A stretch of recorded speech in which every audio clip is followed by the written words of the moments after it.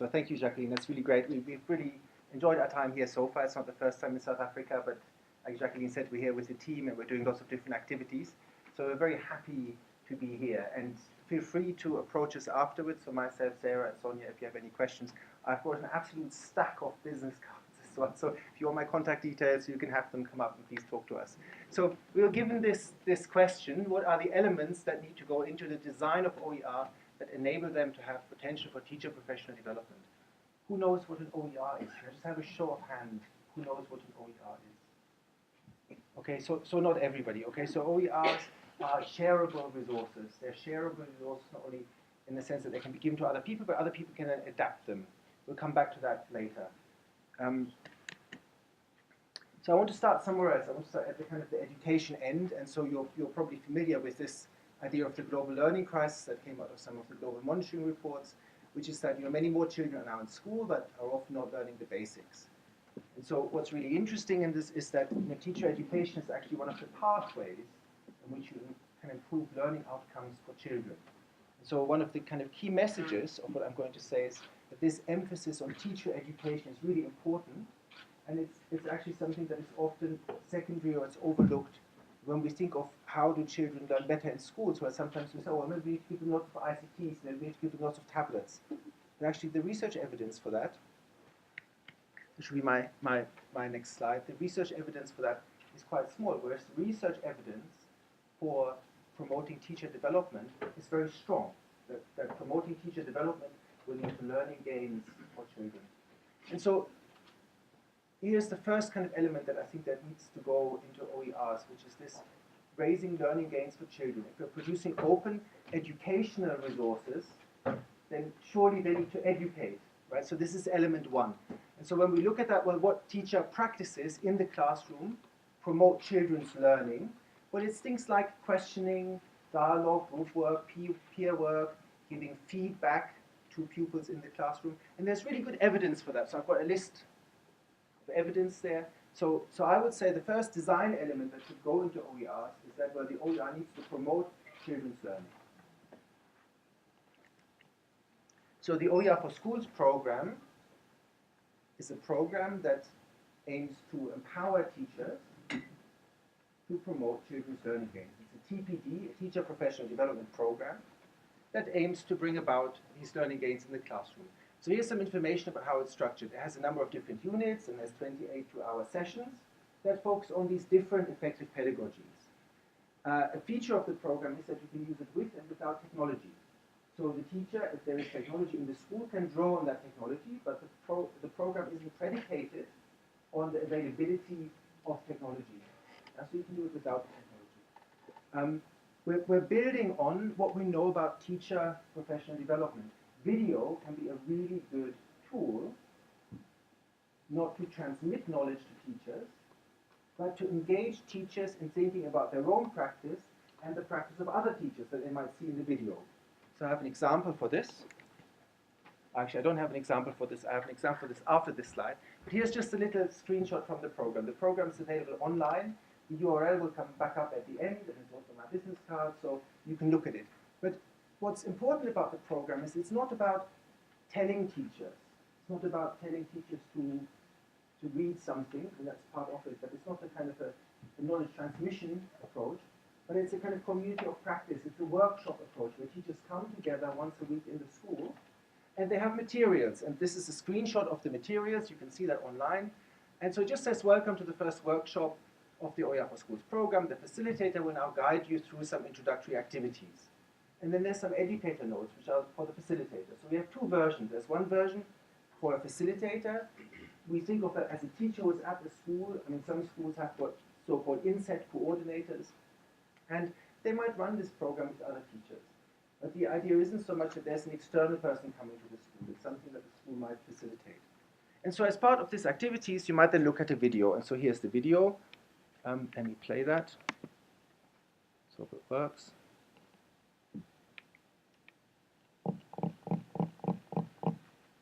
You should maybe thought about that in advance. Just add. Because we probably can't really hear it. But there is a very much in the second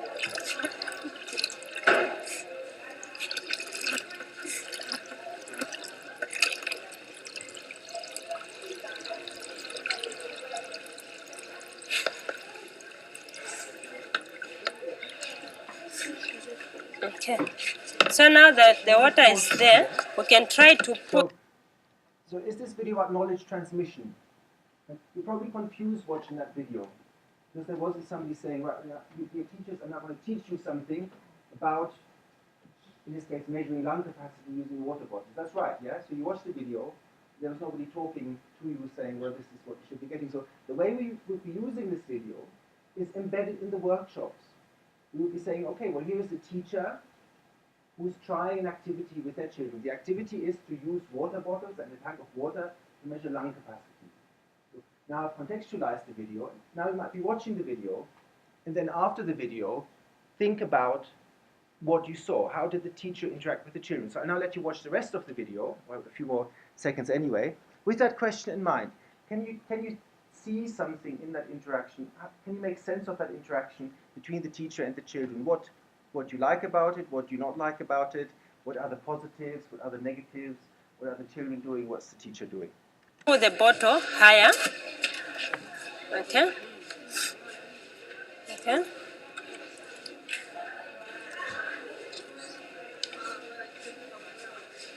Okay. Somebody breathe in. Hold. Then you can bend and breathe out.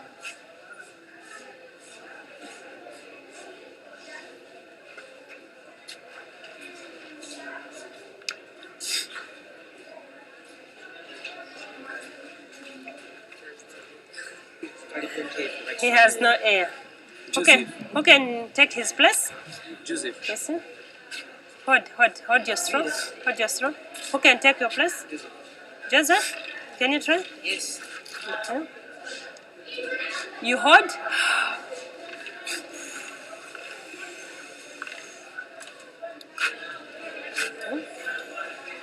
Okay, you can try. Breathe in.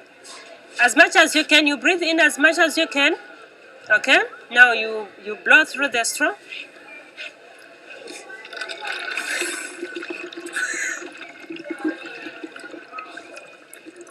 Wow, that was good.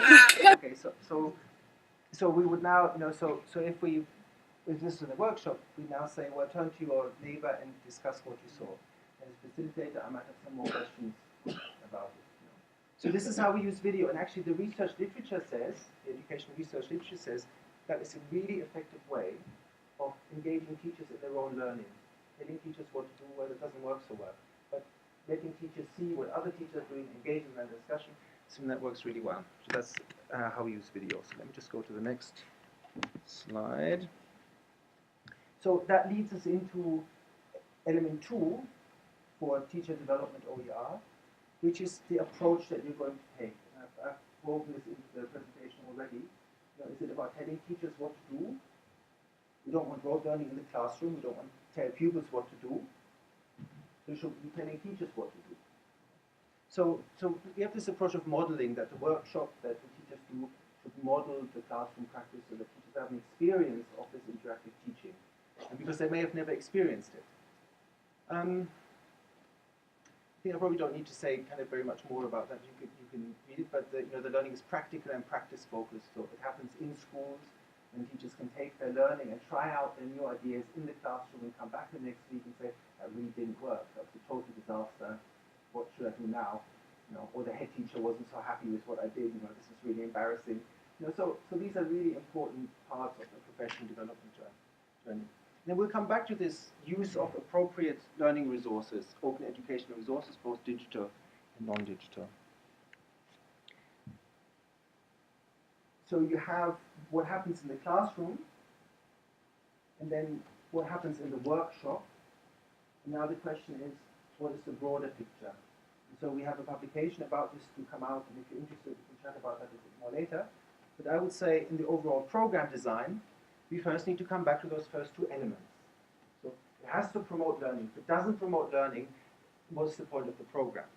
You're going to have a good approach to how you do this teacher development. So it links probably to that earlier seminar, and we advocate the school-based active teacher learning. But there's many other things that come into this. It's not just about those two things. There's wider factors. And so how do teachers have time? Is there a slot set aside already for teachers to meet? Are there teacher group meetings already, or does that need to be introduced? How do you make sure that the learning intention of the program is somehow maintained if you have hundreds of different schools with lots of different facilitators doing it. How do you maintain your learning intentions? Where do the facilitators come from? And so I come back to OER in a second, but the use of digital technology. Will your program only work if every child has a tablet? If that is the case, then how long will it take before every child has a tablet? Or will you use technology in a different way that can be more flexible? So those are all important considerations. So I just want to kind of briefly talk about one of the other programs that I've been involved in, which is very similar in approach to OER for Schools. And in fact, we use some of the OER for Schools resources, but it focuses on the 40 colleges of education across Ghana, and they provide the main pre-service route for teachers to become primary school teachers. And so we work with 1,700 lecturers in those colleges to improve teaching in the colleges. So again, it's kind of an in-service professional development situation, but this time in colleges of education. And so this slide is really just repeating what I've just told you about OER for Schools, namely that in this program we had weekly sessions that were practice-focused, that were modeling college practices. The colleges were very much kind of hooked on rote learning, so we wanted to move away from rote learning towards more interactive practices. There was a curriculum kind of consisting of 12 themes. And this is quite interesting. So if you look at this set of 12 themes here, many of those are very similar to what we have in OER for Schools. So we have something on questioning, on talk for learning, group work. But there's also a few other things that kind of were important for the Ghanaian context. So one of the things with an OER is where you can change it. You don't just need to take it as it is and say, well, that is our 5-unit curriculum, and you're going to do that whether it's relevant to you or not.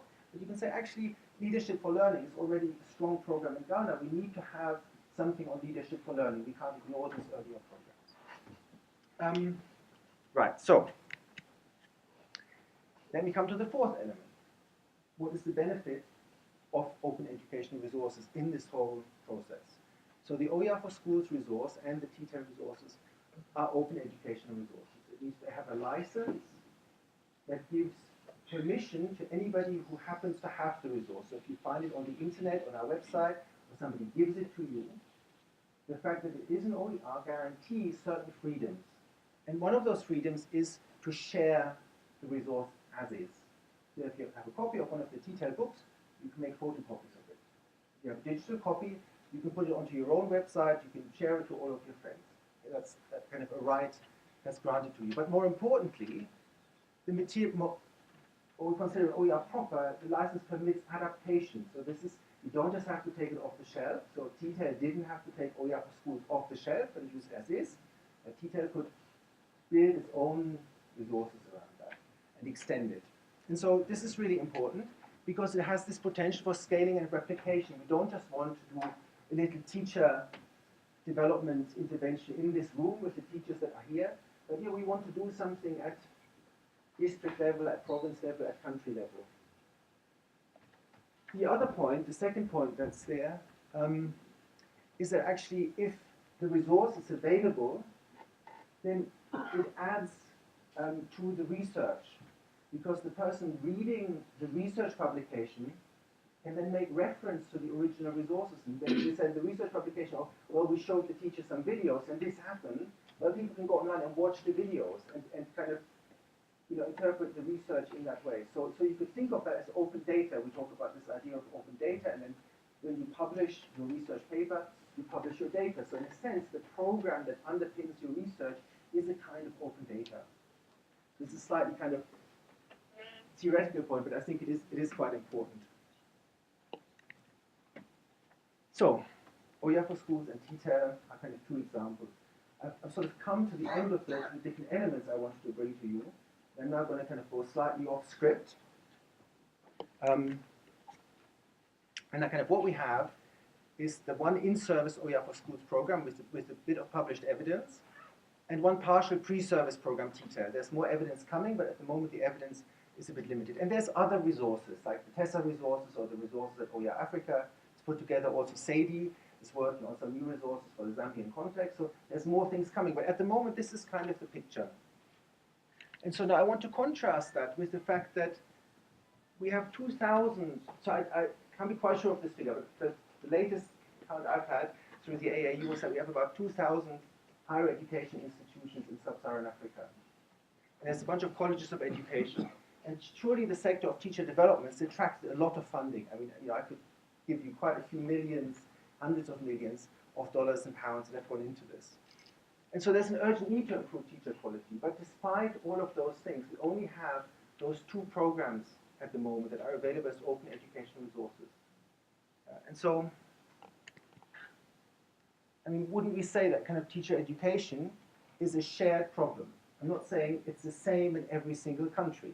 Well, surely the teacher development need in the UK is different from the one in South Africa, from the one in Malawi, in Ghana, whatever. But to an extent, surely you would have thought that at least some of these 2,000 institutions and some of these NGOs would see this as a shared problem. And so the question really is there going to be a kind of shared action? And of course there is. Of course there is some degree of shared action.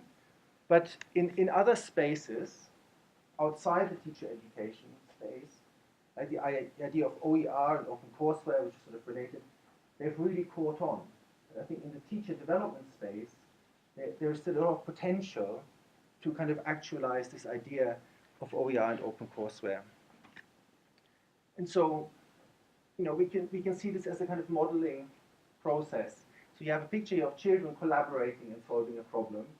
And in TPD, we want teachers to work together to solve the problem of how to teach effectively in the classroom. And I think as teacher educators, we should also be collaborating and solving the problem of scaling and sustaining teacher professional development.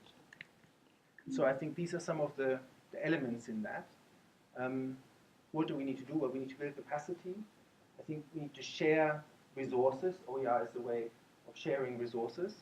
And I think we need to do joint research because we won't know up front whether what we're doing is effective. We need to do research to see whether it is effective. And so handily, I think as the time's up, this is the last slide. So it's the link to our OER for Schools resource and my email address.